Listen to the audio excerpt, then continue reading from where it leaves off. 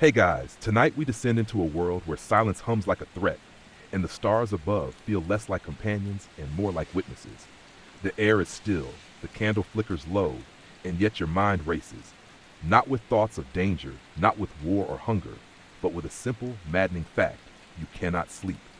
In the Middle Ages, this wasn't just an inconvenience, it was a sign, a crack in the natural order.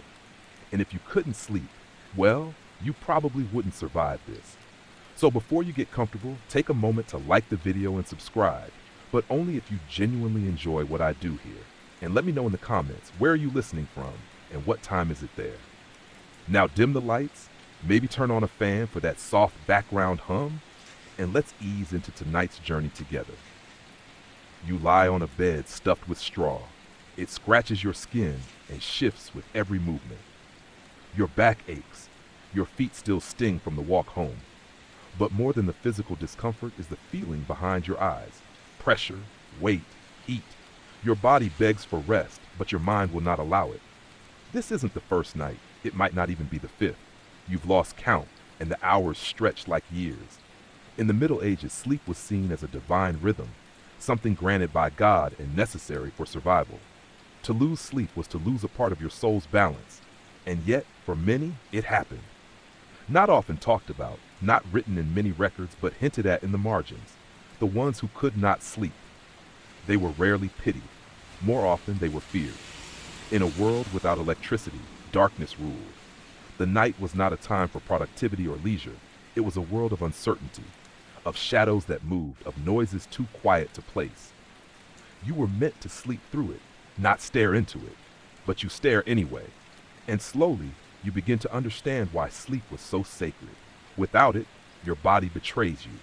Your thoughts come apart like badly spun wool. You see movement that isn't there. You hear voices in the rustling trees. Your fingers twitch when they should rest. The chickens seem louder. The church bell sounds like a scream. It's only been 4 nights, and already the world is beginning to feel wrong. You try everything you know. You drink warmed milk with crushed sage leaves, something the old woman by the mill swore by. You lay rosemary under your pillow and lavender at your feet. You kneel beside your bed and pray, softly, desperately.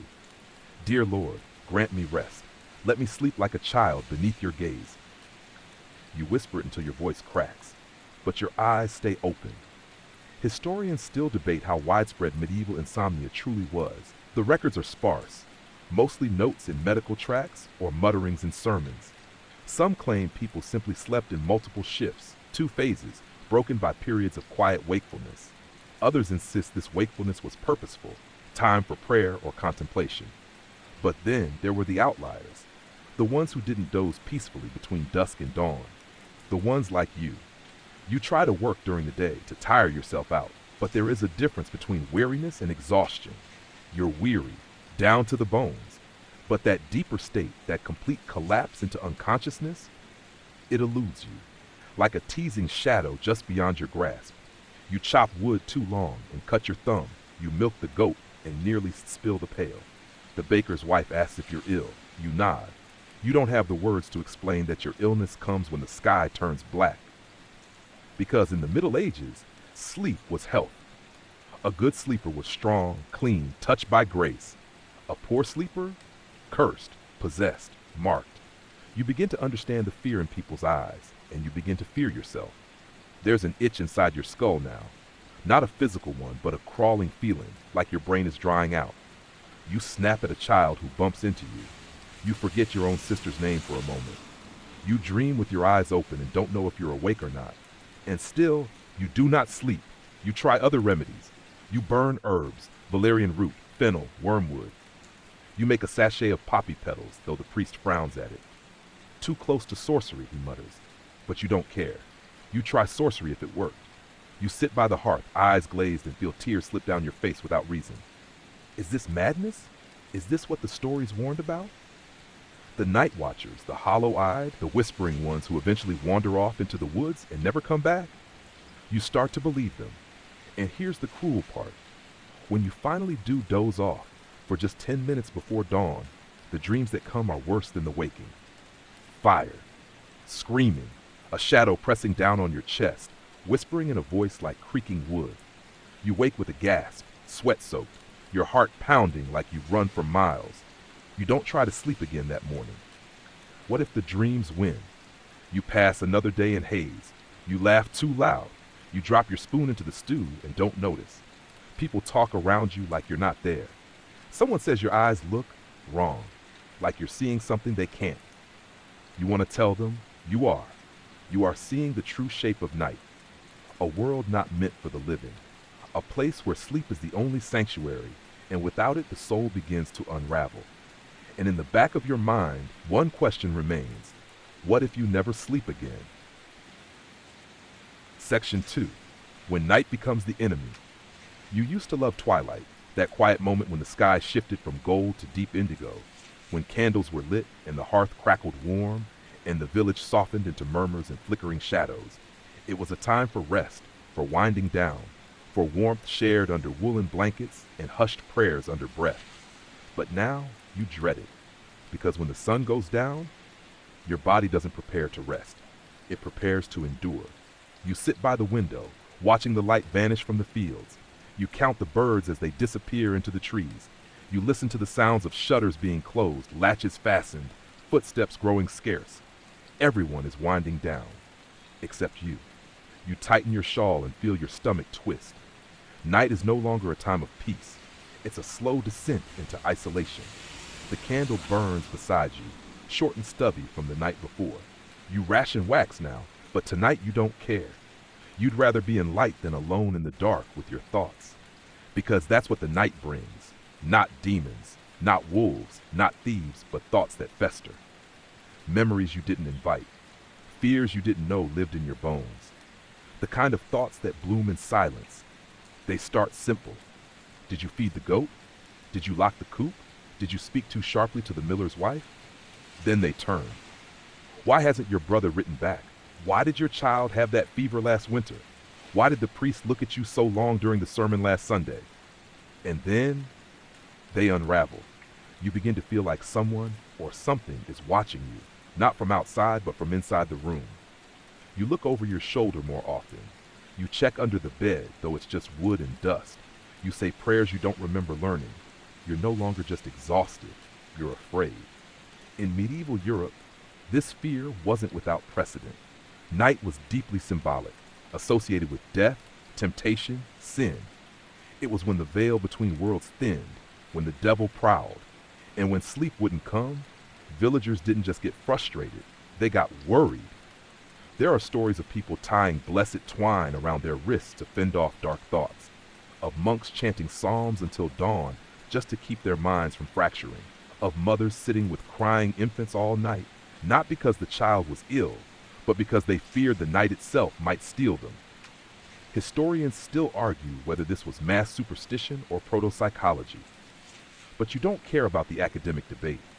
You care about the feeling, the one crawling along your spine right now as the last light of day disappears. You try to sleep. You do everything right. You recite your prayers. You drink a weak brew of mugwort and mint. You lie down and close your eyes. And immediately your chest tightens. Your mind spins faster when it knows it's supposed to be still. You feel each heartbeat like a drum. You hear every creak in the house, every sigh of wind. You know the shape of every rafter above your bed. You count them, over and over, and you do not sleep. Tonight, something different happens. Around midnight, as the fire dies low, you begin to feel watched. You sit up. The room is silent, but your ears strain. Your pulse jumps. You light the candle again, and the flickering flame gives life to shadows that weren't there before. There's nothing, of course. No intruder, no ghost, just your mind. But that's the worst part, because now you can't trust your own mind. The thoughts get darker. Not just memories or worries, but intrusions, a sudden image of your mother's face, but wrong. Eyes too wide, mouth open in a scream. A vision of yourself walking into the river. You shake your head, you breathe, you pray again, louder this time. Still no sleep. By now, your body hurts from trying. You're cold, though the heart still glows. Your joints ache, especially your knees. Your hands tremble. But the worst is behind your eyes. A pressure, like something growing inside your skull. Like your brain is pressing against the inside of your head, trying to escape. You want to scream, but what good would it do? You're not in pain. Not the kind they can treat, and you're not possessed, at least not that anyone can prove. So you do what the sleepless often do. You wander. Outside, the village is silent. The sky is full of stars, but you don't look up. You keep your eyes on the path, on your feet. You pass houses where everyone else is asleep, safe, unaware of the horror that the night has become for you. And it is horror.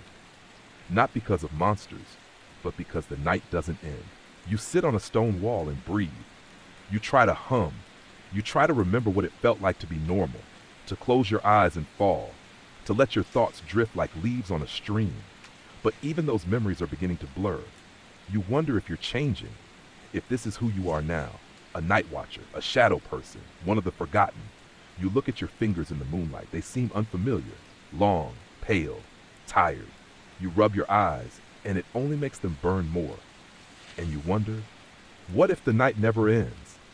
What if this is your life now? An endless loop of fatigue and dread and candlelight. What if sleep never comes again? Section 3, Remedies, Rituals, and Restless Hope. You wake up not because you finally slept, but because you must have drifted off standing up against the wall outside your cottage. Your back screams. Your mouth is dry. For a moment, you don't know where or who you are. Then you remember, you're the one who doesn't sleep anymore. You shuffle back inside, stepping over the threshold like a ghost. Today, something has to change. You need help. But in the Middle Ages, seeking help for sleeplessness wasn't as simple as visiting a doctor. There were no clinics, no sleep specialists, no soft-spoken therapists offering lavender oil and white noise machines. There was the church, and there were herbs, and there were stories whispered by women who didn't speak such things in the daylight. You start with the priest. You sit in the last pew during morning prayer, hands trembling in your lap.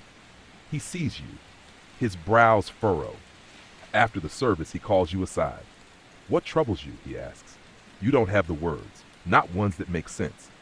So you say the only thing that feels true. I can't rest, Father, not even a little. His face shifts, just slightly. Not fear, but something close. Caution. He gives you holy water and a charm to hang above your bed. A small wooden carving of Saint Dymphna, protector of the mentally afflicted. He tells you to recite the Psalms, to purge impure thoughts, to confess everything, even things you don't believe are sins. You nod. You obey. Because in this world, faith is medicine. But you also go to the herbalist. She's older than anyone in the village, with fingers stained green and a laugh that makes the hair on your neck rise. You find her grinding fennel seeds and rose petals, and when you tell her what's wrong, she doesn't blink. Oh, you've been caught by the moon, she says. What does that mean? She doesn't explain, just hands you a cloth pouch. Sleep sachet. Lavender, hops, marjoram, mugwort. Tuck it under your pillow. Burn this with milk and honey before bed. You do as you're told. That night, your house smells like a meadow on fire. You lay your head down on the scratchy pillow and breathe in deeply, and nothing happens. You are still awake. Only now you feel guilty, because the priest's prayers didn't work, and the herbalist's charm didn't either. You begin to think it's you, that something inside you has broken, or been opened. In desperation, you start trying everything. You wear rosemary around your neck. You fast for a day, hoping hunger will dull your thoughts. You walk backwards around your house 3 times before bed, mumbling every protective chant you've ever heard. Nothing changes. You try not to panic, but by now you've stopped feeling like yourself. You see your reflection in a basin of water and flinch. Your eyes are bloodshot, your cheeks hollow. There's something animal in your gaze. You wonder how long it will be until someone notices. They already are. A child points at you in the village square and whispers, "She's the one who never sleeps." And just like that, you've become a story. In medieval Europe, sleeplessness, especially prolonged insomnia, wasn't always understood as an illness. Sometimes it was treated as a spiritual affliction, other times as madness. In rare cases, it was thought to be a sign of visions, of divine burden, or even demonic temptation.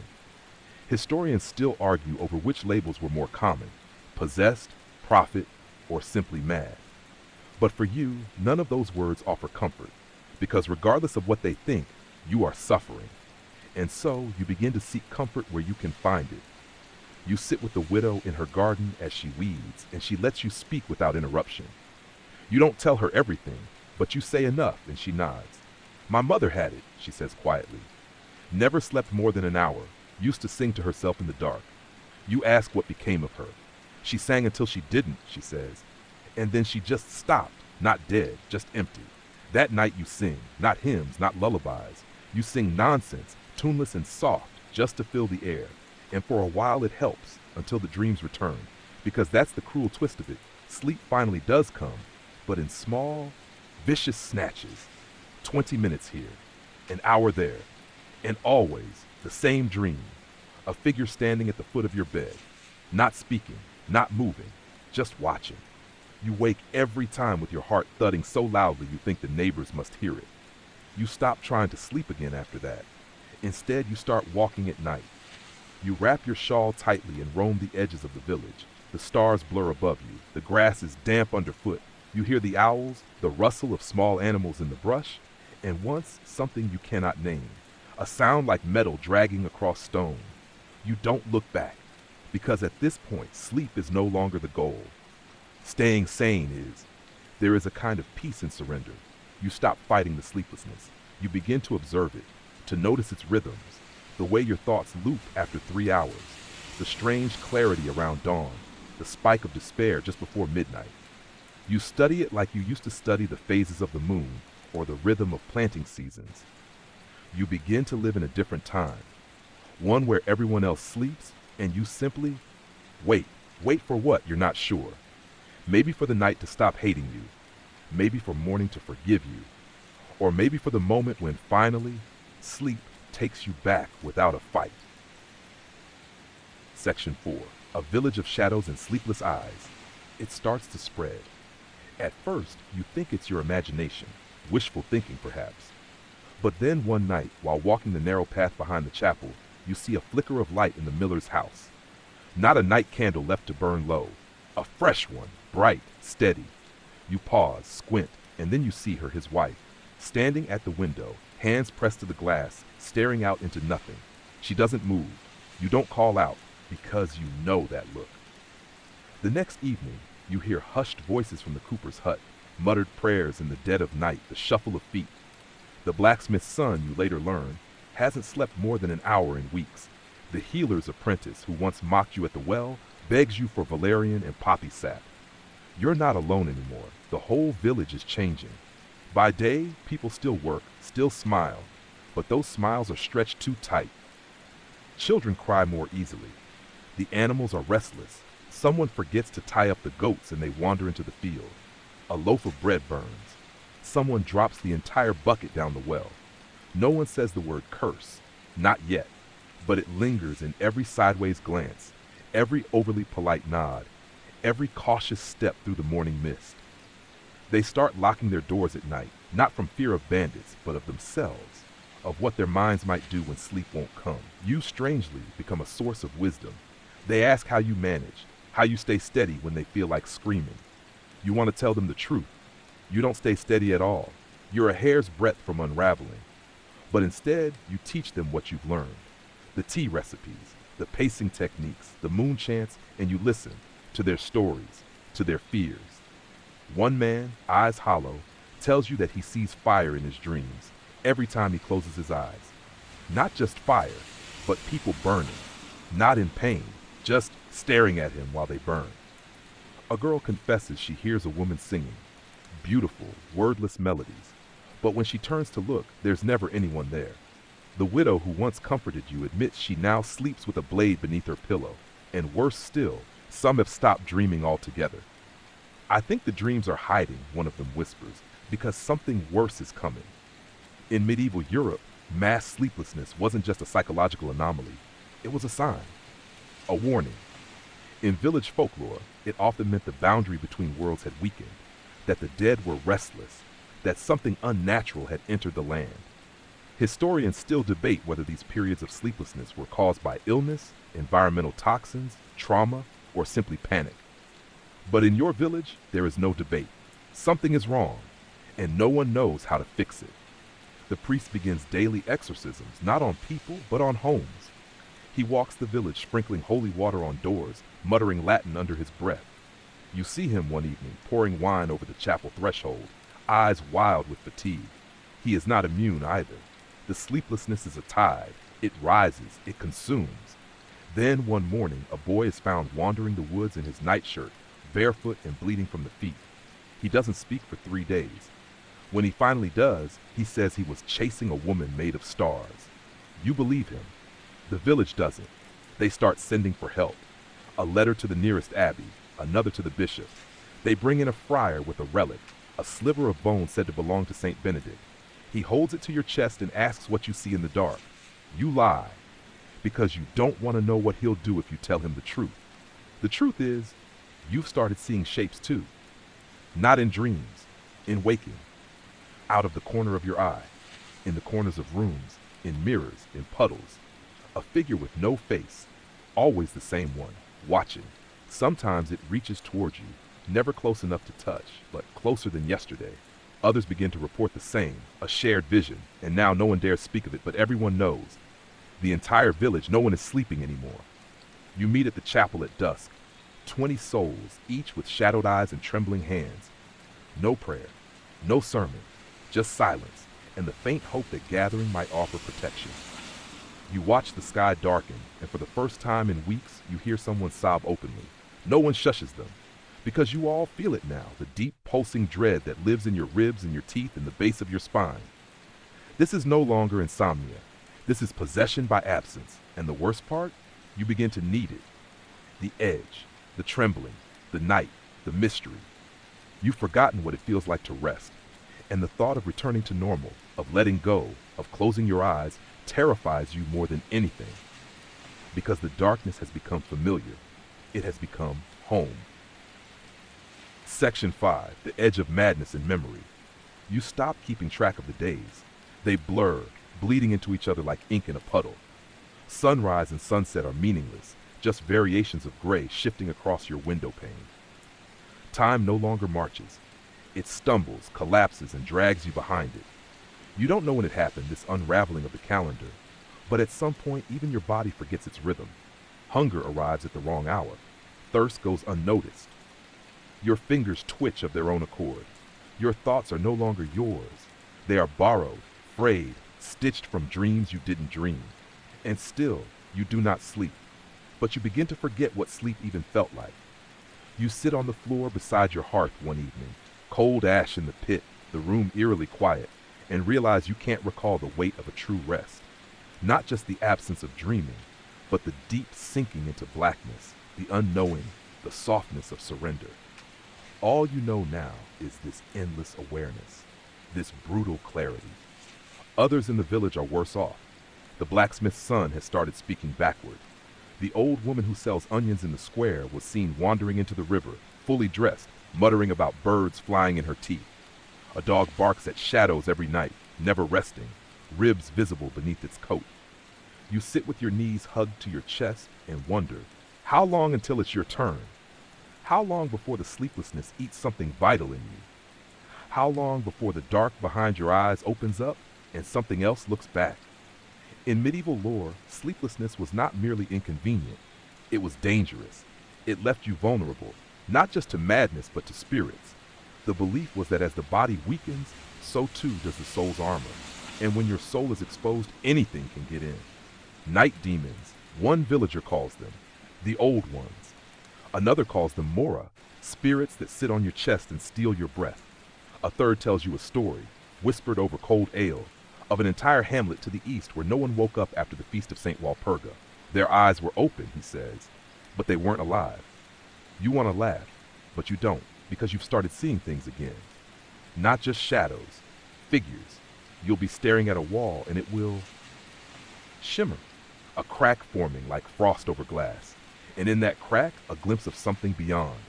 A landscape of fire or ice or bones or, worst of all, your own face, weeping blood. You blink, it's gone. But the images stick to you like spider silk. You begin to wonder if it's collective madness, a shared hallucination, mass hysteria, though you don't have those words, just the fear. One night, you hear 3 knocks on your door. You don't open it. The next night, 4 knocks. You pray, quietly, eyes wide open. The third night, no knocking. Only a whisper through the crack in the shutter. Sleep. You scream, no one comes, because they're all hearing things too. The village stops speaking openly. Now you all move through the square like actors in a pantomime, nodding, smiling, pretending. You still buy bread, you still sweep your stoop, but your eyes are ringed black, your nails are bitten raw, and your voices tremble. No one wants to admit the truth, that sleep has become the enemy, that rest is a battlefield, and every night you fight to avoid it. Because what waits in sleep is not peace, it's them. You start hearing the phrase night mirror spoken in hushed tones. It's not something from the church, not something in books. It's older, pagan, forbidden. The night mirror is the belief that dreams are not dreams at all, but reflections. That what you see in your sleep is a truer version of the world, one layered beneath the one you walk through. And that if you stare too long into that mirror, it will stare back and remember you. A child draws it in charcoal on the chapel wall, a dark shape with a slit of silver across its belly, a slit filled with eyes. The priest scrubs it away, but that night the silver crack appears in his own room. He flees the next morning, robes flapping like wings. You begin to understand, this is no longer just a sickness. It's a transition, a threshold. The village is not merely suffering, it is transforming. You start to notice changes in the land itself.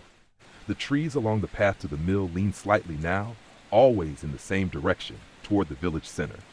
The stream behind the apothecary tastes faintly of salt, though the sea is days away. Birds circle overhead but never land. You stop trusting the sky. The stars shift.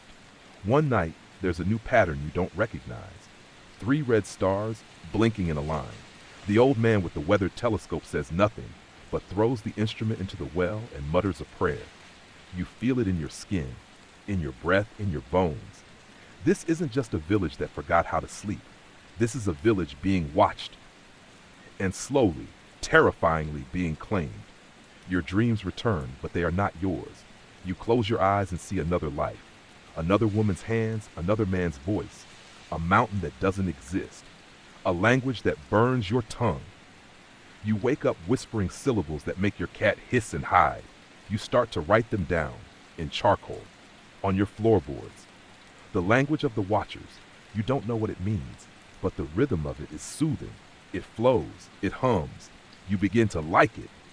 This frightens you more than the images, more than the sleeplessness, because it means the thing behind the night mirror isn't just entering your world.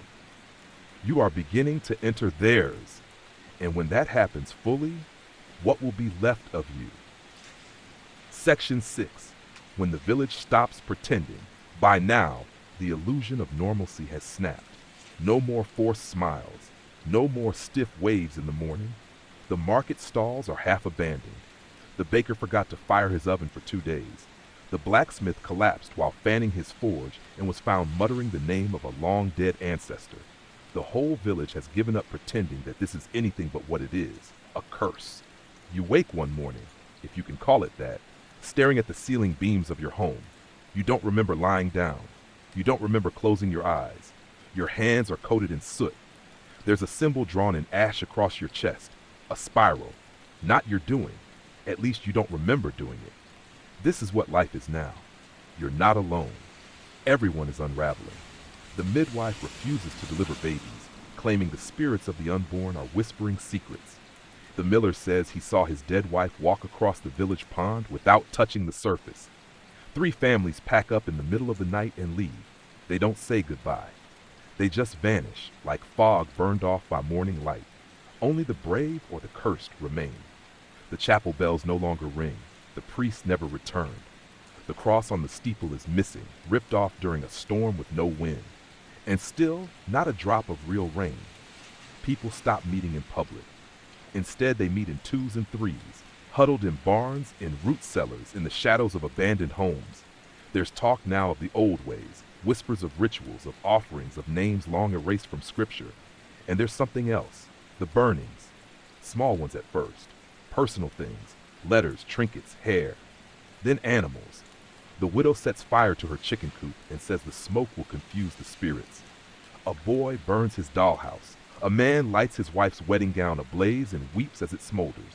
You feel it too, the urge to burn, as if fire might sear the edges of this madness, as if heat could cauterize the wound sleep has become. But you don't burn. Not yet. You watch, you wait, you listen.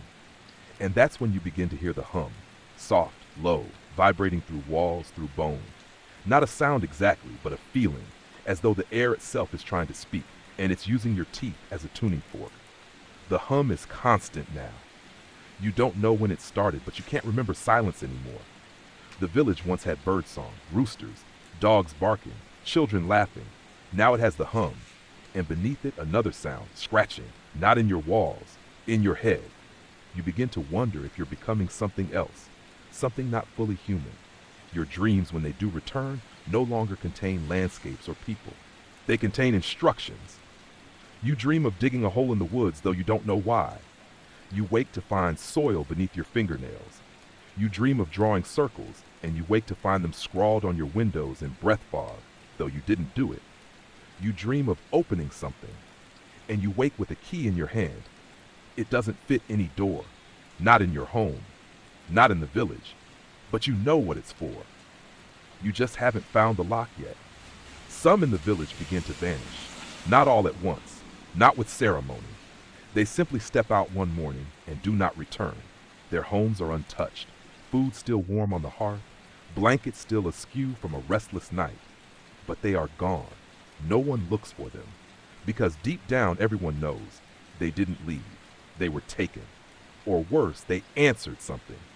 The language you've been writing in your sleep begins to appear elsewhere, scratched into trees, drawn into the dust of shutters, baked into loaves of bread. One woman cuts it into her arms and laughs as it bleeds. Another man tries to drown himself in the well, but the water won't accept him. He floats there, half mad, eyes wide, whispering, "It's not water, it's watching." A goat is born with two mouths. A baby opens its eyes and speaks a word in that ancient, unspoken tongue. The mother abandons it in the woods. You begin to avoid mirrors, not because you fear what you'll see, but because sometimes when you glance at them, the reflection is delayed.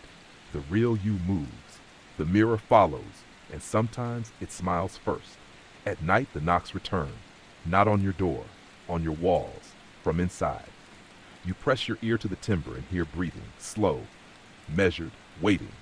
You board it up, you pray, you sing old lullabies from when you were a child. Not because you think they'll work, but because they're the only words that aren't in the dream language. And one night, something knocks back, 3 times, then whispers, "Almost." You don't sleep at all after that. No one does. And now even the children have stopped speaking. They draw only one thing, over and over, a gate, a black one, set in the middle of the village square. There is no such gate there. Not yet. But you feel it coming. The feeling of something building. Beneath your feet, behind your eyes, in the bones of the land. The scratching intensifies, so does the hum. And when the earth trembles just once, like a breath caught in the throat, you know. The waiting is almost over. Something is about to arrive, and no one is ready. Section 7. When the ground splits beneath you. The tremor is brief, but nothing feels the same afterward. It's not just the way the jars fell from your shelf, or the way the bell on your doorframe gave a single sharp chime even though no wind blew. It's the silence that follows. A silence so complete it swallows the hum, the scratching, even your breath. The birds don't return. The dogs don't bark. The wind doesn't move. You step outside and find the entire village has frozen. People stand in their doorways, in their fields, in the road, all of them staring toward the square, the place where the children drew the gate. Where there was once only packed dirt, something new now rises. Stone, black, smooth, seamless, a monolith the height of 3 men. Angular but curved at the edges in a way that makes your eyes ache to look at. No one saw it arrive. No one placed it there. It simply is. The moment you see it, something in your chest tightens. A tension you didn't know was there suddenly coils tight, like a violin string being wound too far. And then it starts humming, not like before. This hum is melodic, almost a song.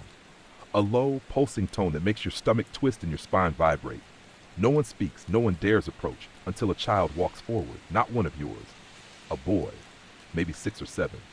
He walks calmly, barefoot, eyes wide but not afraid.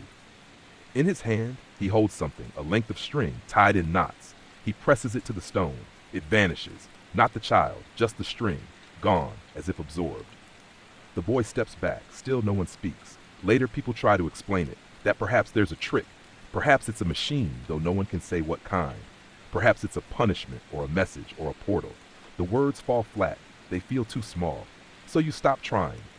The village changes again. Not physically, at least not yet. But the feeling shifts. Now you know it's watching. The stone, the monolith, the gate, whatever you call it, it has presence. It radiates. It breathes. You wake up feeling sunburned, though the sun never touched your skin. You feel rewritten. You dream of alphabet shaped like wings and teeth. You hum the tune of the monolith without meaning to.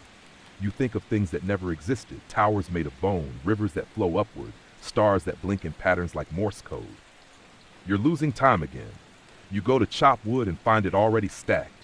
You light a candle that you swear you haven't seen before. You open a cupboard and find a bowl of berries, still fresh, even though they're out of season. Something is taking care of you. Something is learning what you need and offering it. You know you should be terrified, but you're not. Because little by little, the gate makes everything feel easier. The fear is duller, the ache less sharp. Some villagers embrace it. They start bringing things to the monolith, flowers, bits of food, trinkets. One man kneels for an entire day, whispering nonsense words with tears in his eyes. A woman, young, widowed, dances beside it in the moonlight. Her feet bleed on the stones, but she never stops. You don't know what to think, but you do know this. The stone feels like choice, and that's more than you've had in a long time. Some refuse. They retreat to their homes, bar their doors, speak only in the old tongue. They hang symbols above their hearts. They whisper prayers to saints no one remembers, but most people stop resisting. You too. You sit outside one night, staring at the gate. The moonlight hits it just so, and for the first time you see something inside the stone. A reflection, a window, a figure. It looks like you, but not exactly you. Older, taller, with eyes like embers and hair that moves like smoke. She smiles, and you feel seen. Not judged, not pitied, seen. The gate hums again. The tune shifts and a new crack forms in the earth beside it. A doorway, a tunnel, a mouth. No one moves, but everyone hears it. The whisper, not in your ears, in your bones. Come. The call is simple, ancient, and unmistakably meant for you. You go to bed and dream of stepping through. You wake up with dirt on your soles. Others begin disappearing again. More this time, but not in fear. They go to the monolith. Some leave letters behind. Some leave only smiles. One man carves the word home into his front door before he vanishes. You understand now. The gate is not a threat. It's a promise of escape, of freedom, of something new. The last night before you make your decision, you sit by the fire and whisper every name you've ever loved. You write down your memories. You eat a full meal, and you light a single candle. Because if this is the end or the beginning, you want to face it with warmth. You walk to the square. You place your hand on the stone, and this time it opens. Section 8, into the gate. The surface of the stone ripples beneath your touch, not like water. No, like skin, warm, pliable, alive. Your fingers don't pass through, they sink. A moment of resistance, then an unraveling sensation as if your hand is being welcomed inward. Not pulled, not dragged, just absorbed, like it belongs there, like it always has. You don't hesitate. The village fades behind you, not vanishes, not erased. Just slips into the corner of your awareness like the memory of a forgotten dream. The world you've always known, the thatch and timber, the fields and frost, the cracked voices of neighbors too tired to care, narrows to a single point. You step forward, and everything changes. There is no tunnel. There is no corridor. You are walking through space itself, but it doesn't feel like walking. It feels like shedding. First, the sense of time. Your heartbeat loses rhythm. Your breath doesn't fog. You no longer feel the weight of your limbs. Then, the sense of self. Your name fades to a sound. Your memories blur like charcoal in water. Not gone, just unimportant. What replaces them is clarity. You are not in a void. You are in a structure, just not one built by hands. The air is thick, luminous, vibrating with soundless song. Pillars of light rotate around you, rising and falling like tides. Shapes drift past. Massive, slow-moving things that resemble thought more than matter. You pass them like ghosts. They don't see you, or perhaps they do, but you're not worth noticing. Yet, You realize you're being watched, not by a creature, but by the place itself. Every pulse, every shift in the air feels deliberate, curious. You're in a cathedral without walls, or a mind, or a mouth, and it's whispering. Not in words, in symbols, sensations. It feeds you memories, not yours, but shared. You feel the dream that plagued your village for 100 years, replayed in fragments through the eyes of strangers. You hear the weeping of women from a time before language, each tear a ritual. You see the black gate rise again and again in different lands, always when sleep is most fractured, always when the veil thins. You understand then, the gate is not new, it's ancient, older than fire, older than memory. A response, not a question. A salve to a wound humanity forgot it had. You drift deeper, though you don't move. The structure shifts around you, corridors folding in on themselves, unfolding again in impossible geometries. You catch glimpses of others, villagers maybe, or just echoes of them. They walk beside you, but they do not see you. They are inside their own journey. And then at last you arrive. The chamber is spherical, rimmed in what looks like woven bone and pulsating vines. Floating at the center is the monolith again, or perhaps its heart. It beats slowly, once every few seconds. Each throb is felt through your bones like a drum. You are no longer afraid, you are awake. The chamber doesn't ask you what you want, it doesn't need to. Instead, it offers a choice. You may stay, become part of the rhythm, the pulse, the quiet, endless dreaming of this place. No hunger, no fear, no need for sleep.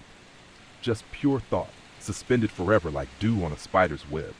Or you may return to your body, to the ache, to the village still buckling under sleeplessness, to the friends you left behind, to the silence that the gate can never quite erase. You think about the woman who danced until her feet bled, the child with the string, the priest who never came back. The stone's hum is louder now, but not painful. It's soothing, like a lullaby hummed by the earth. Then you see it. A third option. It doesn't appear. You become aware of it. You may take the gate with you, not the stone itself, but the seed of it, the rhythm, the hum, the dreaming. You can be its vessel. You can plant it where the world needs it next, where the edges of reality fray, where people cry out in their sleep for a way to make the silence stop. And just like that, you understand, the gate was never meant to fix anything. It was meant to listen, to gather, to share. You stretch out your hand, the heart pulses once, then everything vanishes. You awaken at dawn, in your bed, your home intact, your body whole. The village is quiet, not in fear, in peace. People walk slowly as if waking from a long illness.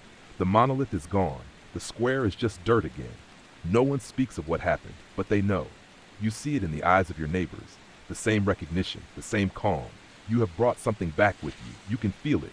Not a burden, a presence, a purpose. And when the next storm comes, and you hear the whispers in the rain, you hum, and you wait. Because the gate is always listening, and one day, someone else will knock. Section 9. The gate never left. Weeks pass. You go about your life. The crops are tended, the animals fed, the sun rises and sets without interruption. Rain falls when it should. The air smells of normalcy. But beneath the surface, just underneath your skin, something hums. You don't hear the gate anymore. You are the gate.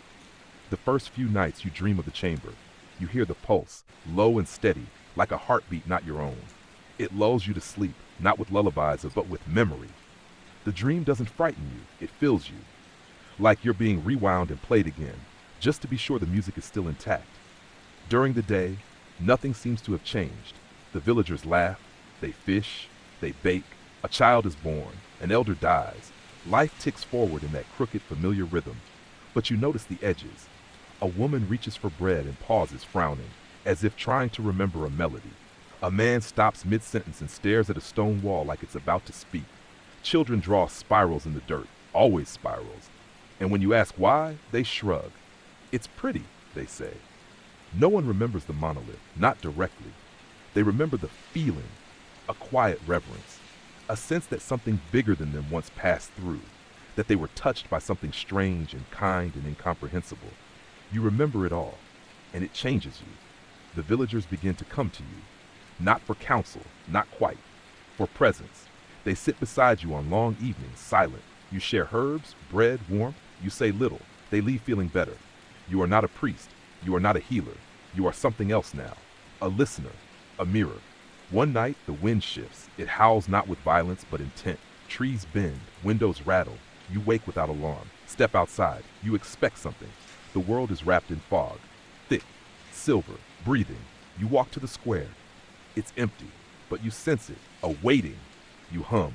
And the fog parts. A stranger stands before you. Young, but old. Dressed in fabric that doesn't belong to this time. Or maybe in none at all. Their face is soft. Not quite male. Not quite female. They carry a satchel stitched with stars. You don't ask who they are. You ask, "What did you lose?" They reply, "I used to sleep. Now I dream only in echoes." You nod. You remember that ache. You reach for their hand, and when your fingers touch, you see the chamber again. Just for a moment. You see the tendrils of light, the bone lattice, the hum. You guide them back to your heart. Make tea. They don't speak again. They leave in the morning. But not before placing something in your hand. A smooth stone, black as ink, warm to the touch. Etched with a spiral. You bury it in the garden, and the flowers bloom out of season. News comes from another village, a town to the east, plagued by sleepwalking, chanting, animals fleeing in the night. You're not surprised. The gate travels where it's needed. It doesn't stay long, just enough to ease the ache, to remind people they're not alone, that their madness has music in it. You feel the call again, the choice, to stay here, continue to hold, or go. Plant a new seed. You begin packing quietly. A few clothes, a string of herbs, a spool of red thread. No one stops you. No one asks why. They know before you leave, you walk the village one last time. You pass the tree where children tied ribbons, the well that sings when it's empty, the wall where the shadow never quite falls right. Everything here is touched now, like you. You place your hand on the doorframe of your home. Hum once. The wood warms beneath your fingers, and then you walk. You don't look back. Your feet know the way. The fog rises again, not to obscure but to guide, because you're not leaving. You're continuing. The gate is not behind you. It's within you. You hum a note that doesn't belong to this world, and the world hums back. Section 10. Seeds in strange soil. You walk for days. The road changes beneath your feet, sometimes gravel, sometimes moss, sometimes nothing but dust. Villages pass like dreams. In one, no one speaks above a whisper. In another, every house is painted red. People don't question your presence. They see your eyes, or maybe something behind your eyes, and step aside. You don't sleep as others do. You close your eyes. You enter the hum. You drift. In your dreams now, the gate speaks less and listens more. Sometimes it weeps. One evening you arrive at a crossroads. 3 paths stretch forward. One overgrown, one paved in old bones, one shimmering with dew even though no rain has fallen.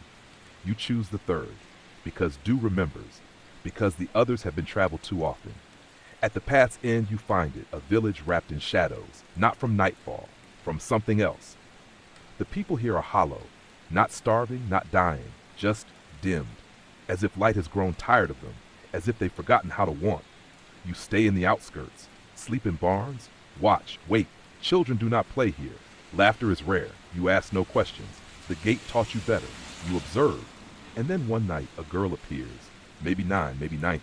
Her hair is silver white, her eyes the color of regret. She does not speak, but she places a rock in your hand, smooth, obsidian, spiral marked.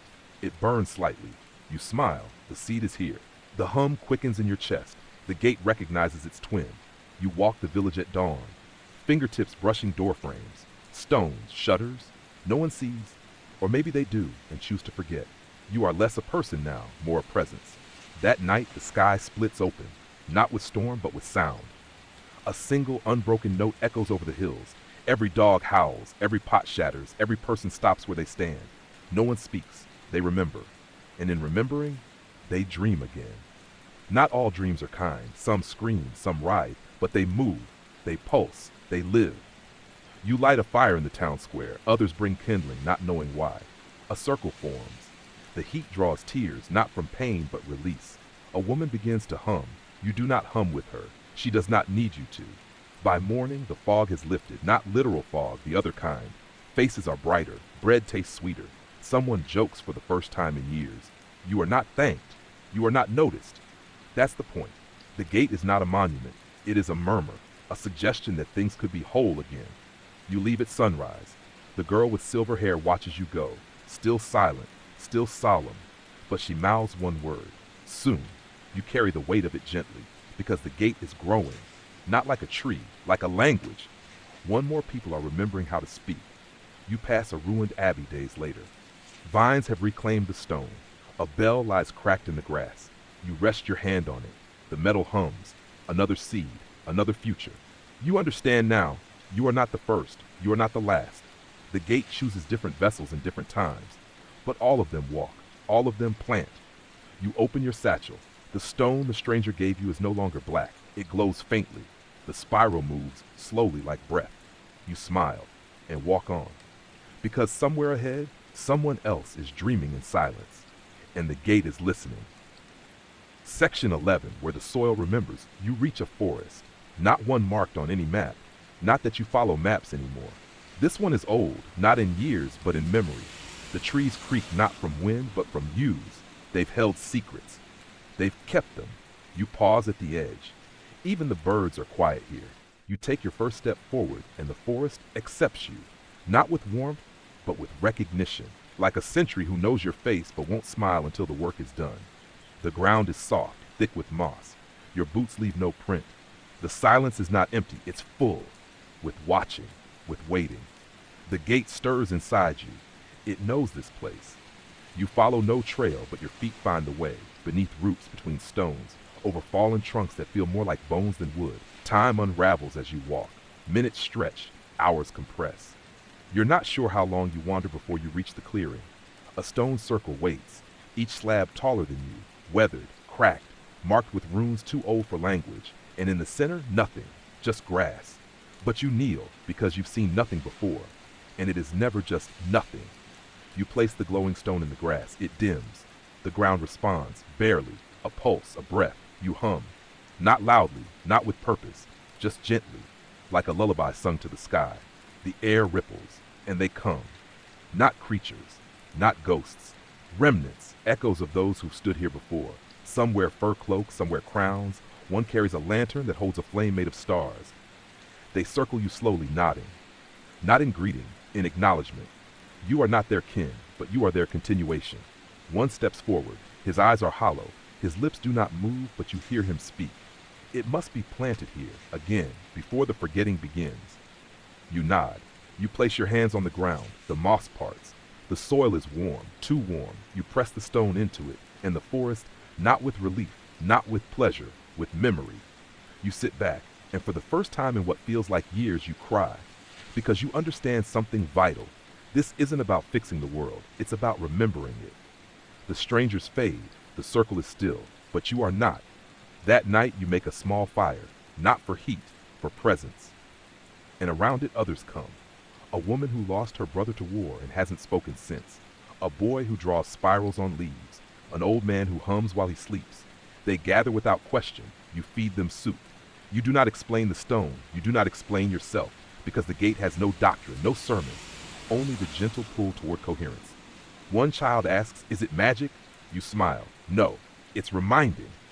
That night, everyone dreams, different dreams, but all in the same key. You dream of the stone circle, but this time, it's full of flowers. You wake with dirt under your nails and a new spiral on your palm. Section 12, the day the wind changed direction.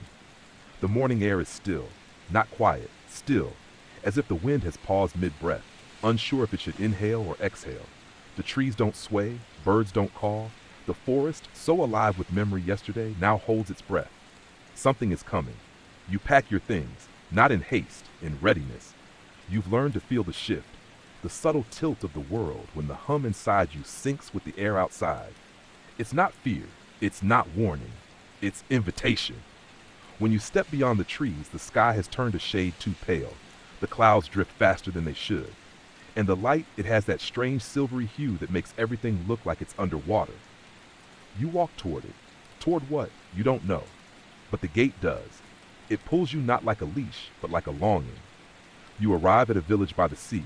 It is not marked on maps. It is not spoken of in markets. And yet, it exists. Homes of driftwood and stone huddled together against the wind. Nets hang like ghosts.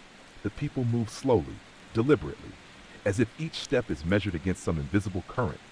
Their eyes flick to you and away again. You are not the first to arrive like this. You will not be the last. You take a room in a home where the woman who owns it does not ask your name. She offers soup, bread, a place to rest. That night, you hear the waves crashing against the cliffs and something beneath them, a rhythm, a voice too large to understand. The villagers gather each evening by the fire pit near the shore. They do not speak often. When they do, it's in murmurs, fragments. She heard it again last night. No stars again, not since midsummer. My boy dreams of ships, but they never reach land. You listen, you always listen. The hum inside you grows louder. Not just a pulse now, a thrum, like a drumbeat echoing through your bones.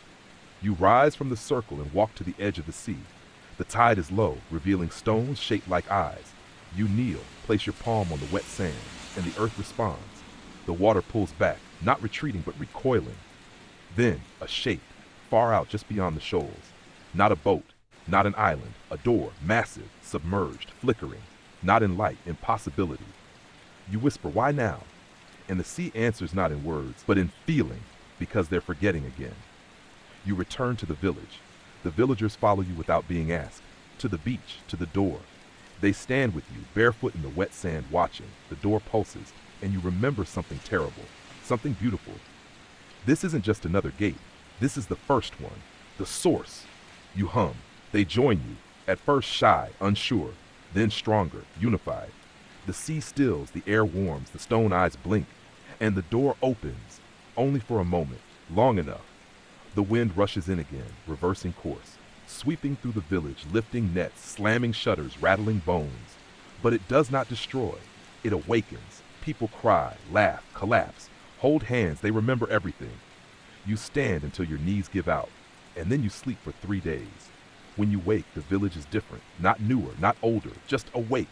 Children chase gulls again. Someone paints spirals on the boats.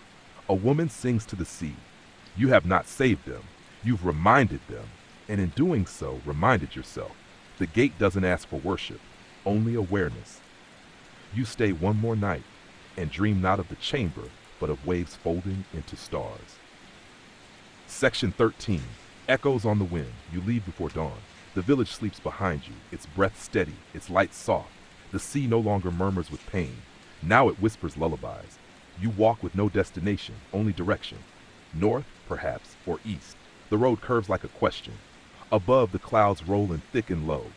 Rain begins, not harsh, not cold, just enough to blur the horizon and soften the sound of your footsteps. Each drop seems to carry memory. You taste one on your tongue, and it brings the image of a girl who once carried a stone through a storm. Maybe that girl was you. Maybe it always is. The world around you changes with the rhythm of your steps. Trees become bones. Hills flatten into mirrors. Time folds. You pass a shepherd who swears he saw you yesterday, though you've never been here before. A merchant offers you bread for free, says your voice reminds him of someone he lost. You speak little, only enough to keep things grounded. That night, you camp beneath a twisted tree.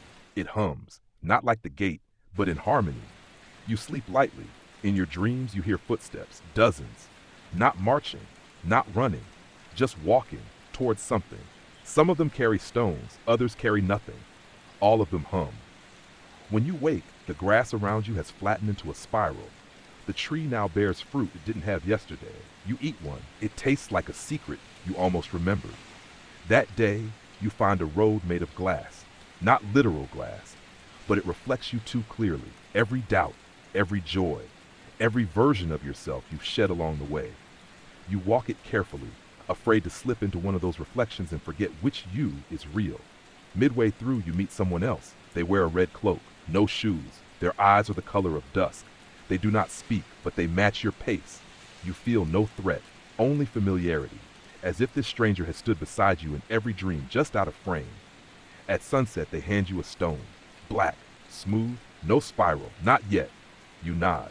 They disappear, and the road cracks behind you, one long fracture running all the way back to the horizon. You don't look over your shoulder. That night, you find a town of silence. Not fear, not reverence, exhaustion. They have forgotten how to speak. You sit in the square, build a fire, place the new stone in the center, and wait. They come, slowly, one by one. Children first, curious as always, then elders, then those in between. No one says anything. You begin to hum, low, steady. Someone joins in, then another, then the silence fractures. A girl claps her hands, a man whistles, a woman sobs openly and is held, not judged. You hand the stone to the girl. It glows faintly. The spiral appears. You don't stay until dawn. You don't need to. Some echoes are loud enough to carry without you. You walk on, the sound of the spiral village fading into memory. Not all seeds need your hand to grow. Some just need your presence, and then your absence. Section 14, the place where nothing grew. You walk for days through fields that once fed kingdoms.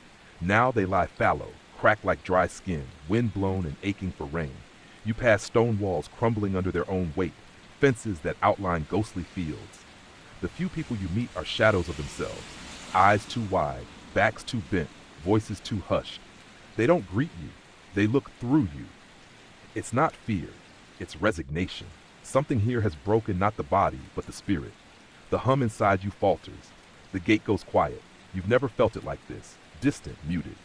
Like it too is afraid to tread here. You ask a woman selling dried apples, what happened? She doesn't answer with words. She simply points to a hill, bare, not a tree, not a blade of grass, a place so empty even the birds avoid it. You climb because you must. The wind dies as you reach the summit, not stillness, absence. Even your thoughts feel quieter. In the center of the hill is a pit, circular, deep, ringed with symbols you don't recognize. No smell, no sound, no life. And yet the moment you step near it, the stone in your pack grows cold. You kneel, place your hand to the earth, nothing. Then a tremor, faint, but there. You whisper, what happened here? And the answer when it comes is not human. It's like hearing the memory of a scream that was never voiced. You recoil, but you stay, because even pain deserves to be remembered. You light a fire, small, weak. It barely holds its shape in this dead place. But you feed it. You hum. It doesn't echo. You still hum. As night falls, shadows gather, not from trees or rocks, but from the air itself. They flicker, not evil, not good, just forgotten. They surround the fire. One leans close, no face, no body, just shape. It places a hand, if you can call it that, on your shoulder, and the hum returns, stronger than ever. The pit responds. You drop the cold stone into it. The spiral glows one last time, then fades. The earth doesn't tremble. It breathes. Grass begins to sprout, not much, just a ring. But in this place, that's a miracle. The shadows do not leave. They settle, like memory finding a home. You sleep under their gaze. And for the first time in years, you don't dream, because you don't need to. The past is spoken, and it was heard. When you wake, the wind returns, soft, kind. The hill is no longer silent. Birds perch on its edge. Children will come here one day, you think, to play, to ask questions. And someone, maybe not you, will tell them a story about a place where nothing grew, until someone listened. Section 15. You walk until the seasons change, not slowly but all at once, as if the sky finally exhaled after holding its breath for centuries. Snow melts overnight, trees bud in hours. Even the birds return, as if they never left, filling the air with songs you don't recognize but somehow know by heart. The path is no longer a road but a memory of one. You follow it anyway, each step lighter than the last. The weight in your pack is gone. The stones, all of them left behind in spirals and circles, humming gardens and firelit hills. You carry only what you need now, the rhythm in your breath and the memory in your bones. One evening near twilight, you reach it, the last gate, not hidden, not buried. It stands tall on a cliff's edge, framed by two ancient oaks, their roots entwined like fingers clasped in prayer. The arch is made of bones, not human, not animal, something older, and carved across the threshold, this one remembers. You hesitate, not out of fear, but because you feel it, the end. You place your palm on the arch. The hum doesn't greet you this time. It embraces you. Every gate you've walked through, every voice you've listened to, every secret, every ache, every spiral traced into soil, they all return now in a single silent moment. You walk through and the world bends, not in a flash of light or a scream of wind, but in a softening. The air thickens like honey. The colors blur at their edges. Sound becomes feeling. Time folds, not violently, but with the grace of a hand closing gently over yours. You find yourself in a garden. but not a garden like any you've known. This one grows memory. The trees bear fruit shaped like hands. The grass hums your name. And everywhere you step, flowers bloom, not from seeds, but from stories. Every stone you placed, every village you healed, every hum you sang, they've become roots. And the gate, it no longer stands behind you. It is you. You are the keeper now, the weaver, the listener, the dreamer. You walk among your memories, some bright, some broken, each one sprouting something new. You are not lost. You are woven into the world. And as you sit beside a pool that reflects not your face but your path, you understand. This was never a journey toward power. It was a return to presence. The villagers you helped, the places you changed, they continue. They spiral outward. They dream wider. And you rest because there is no more need to wander. The gate is open always. And when others arrive, lost, humming hopeful, they will find your story. In the petals, in the stones, in the hush between birdsong. You close your eyes, not in sleep, in knowing, because you have become what the world forgot it needed, someone who listens. Wind down. So now, you let go. You feel the cool hush of night settle into your limbs. The garden of memory fades to soft darkness, and the hum becomes gentler, like a lullaby sung by someone who knows exactly what you've carried and how far you've come. Your breath slows. You don't have to chase meaning anymore. It settles around you like dew, quiet and weightless. The stones, the spirals, the gates, they were never puzzles to solve. They were invitations, ways to remember what you already knew. That the world is not made of answers, it's made of listening. You stretch out beneath stars that blink like watchful eyes, and the earth cradles you without question. Not because you're powerful, not because you're chosen, but because you are here. And that in this world of forgetting and remembering, of war and whispers, is everything. A soft wind stirs the grass. You let it brush your cheek. And for once you don't wonder what's next. You just rest. Because sometimes the most sacred thing you can do is nothing at all. End of script. Sweet dreams.